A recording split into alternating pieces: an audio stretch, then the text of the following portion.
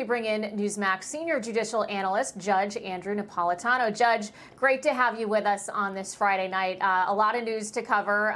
Listen, Jack Smith has had a target on Trump's back for months, and his request to expedite hearings about Trump's immunity has been denied. Now you've got the House Judiciary Committee returning the favor to a degree. What's the ultimate goal here? Well, Jack Smith's goal is to prevent Donald Trump from becoming president of the United States by either boxing him into a courtroom for 3 months during the primary campaign or the general election, or incarcerating him in a jail cell. I don't think either is going to happen, but that's obviously what the Justice Department is attempting to do. In terms of Congress investigating Jack Smith, a lot of the members of Congress that are doing this are my friends, and some of them have spoken to me about it. I don't think it's going to get to first base because the court will intercede. The court always keeps secret communications with it. I'm dying to read these emails as well. But the courts allow the executive branch to keep secret the communications that its officers have while an investigation or a criminal case is still going on. The theory being Donald Trump may very well be acquitted and there'll be nothing to investigate. The other theory being, if Congress can interfere in a case because they don't like the way it's going, then there'll be no limit to the interference that another Congress could visit on another Justice Department. So I don't think this is going to go very far, even though I myself, where I am Congress, would be in favor of this because I'm dying to know what they said to each other and what their goals are. Yeah, a lot of questions here. And of course, the court denied Smith's request to expedite this with a simple one-sentence denial.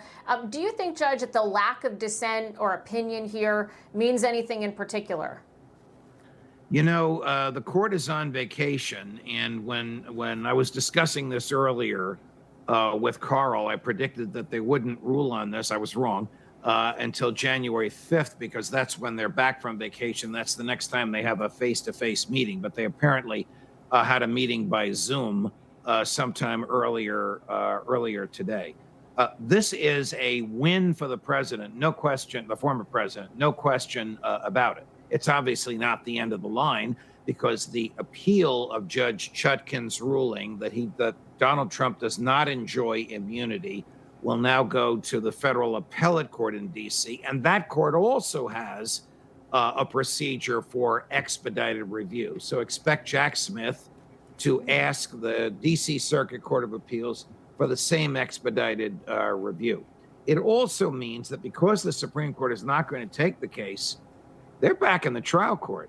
And the trial court could very well say, okay, counsel, we have a trial date of March 4th. Let's get hopping. She could very well do that while the appellate court is reviewing her decision on whether or not he has immunity. So there's a lot of unknowns here, Jen, that we really can't get a handle on until we see who files what after the Christmas break. Okay, well, we'll be waiting and watching. Let me shift gears a little bit here, Judge, and I want to get your take on this. So former AG Edwin Meese and a pair of constitutional scholars are claiming that the appointment of Jack Smith was unconstitutional because he's holding a position, Justice Department Special Counsel, that was never created by Congress. What are your thoughts on this?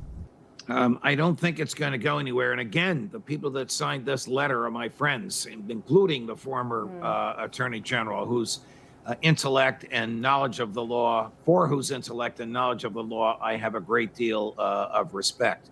But Trump's lawyers have already challenged whether or not Jack Smith can be called special counsel. It doesn't matter what you call him. He is a career person in the DOJ. He may not be a nice guy, and he may be single-minded in his determination to disrupt Donald Trump's ability to become president. That's for a jury to decide. So I don't think this application that they made will move the court. It doesn't matter if you call him special counsel or if you call him assistant U.S. attorney. He has the DOJ's authority to commence these prosecutions.